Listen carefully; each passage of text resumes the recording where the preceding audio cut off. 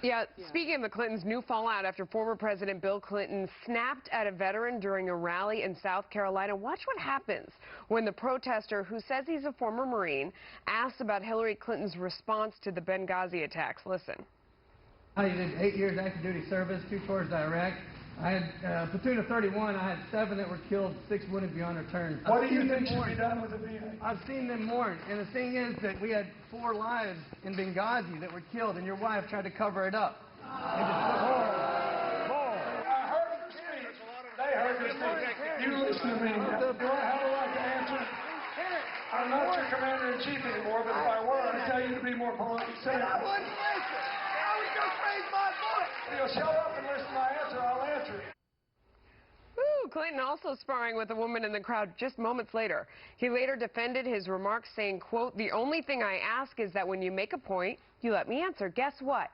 They were trained never to let anyone answer, so I let them make their point twice, both of them, and I tried to answer, and they just kept screaming because they were afraid of the answer.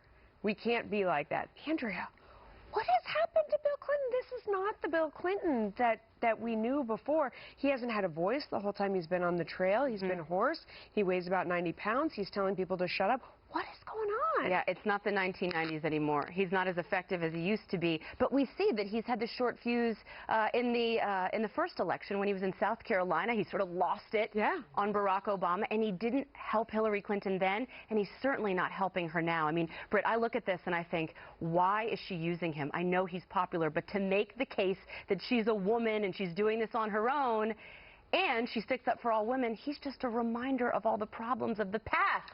Send him on to his island with his friend Jeff, with all the young girls. Oh my goodness! The old Bill Clinton, or I should probably say the younger Bill Clinton, what really was the big dog. Yeah. A person of prodigious talents. I covered his presidency. He's the most talented politician I've ever met. The most charming man I ever met. Yeah.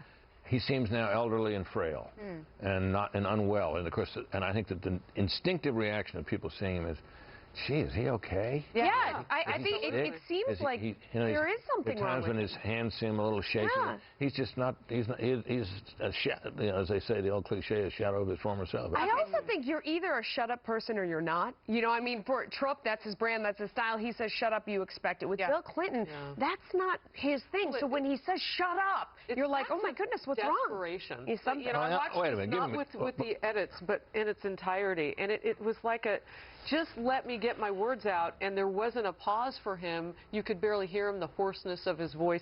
But I'm curious to know from you, Britt, because you have covered him for so many years, what is different about him? I mean, take away the things that were the semantics and all that. What has changed for Bill Clinton? I think he's just gotten old. And he's had some health issues, and it shows. I mean, he's cranky. I can tell you just from personal experiences, when you start to get old, it shows. No, you don't. You've only read about that. No, I'm in the gym 2 or 3 days a week trying to fight the aging process. And you get up in the morning and everything hurts. And you go to remember something and you can't remember it. And you just aren't who you used to be. Speaking of hurt, will it hurt his wife when he does this kind of thing to veterans? I doubt it. I mean, look, the guy was clearly over the top, yelling at him, wouldn't let him finish. Yeah. And then when he said, shut up, I'm sure the audience appreciated it. And I think on some level, I'm not unsympathetic. And there are a lot of people watching who would stand up for their wife in the same way. I will tell you 2 things. One, he stopped eating meat. You have to eat meat in order to be a virile and phenomenal human being. I'm sorry. I love meat. I think it's great. And I think here comes the email. You're going to make a political point. The other one is she's also going on the campaign trail with these horrible coughing fits. I would have their house in Chappaqua tested for black mold because there's something going on upper respiratorily with both of them. I'm not wrong on either point. Okay, we all know that. Peta, that was Kennedy that said that about the meat thing. So just direct your stuff her way. Donald Trump. I agree. I agree. Meat is what's for dinner, right? There you go. Thank you, Britt.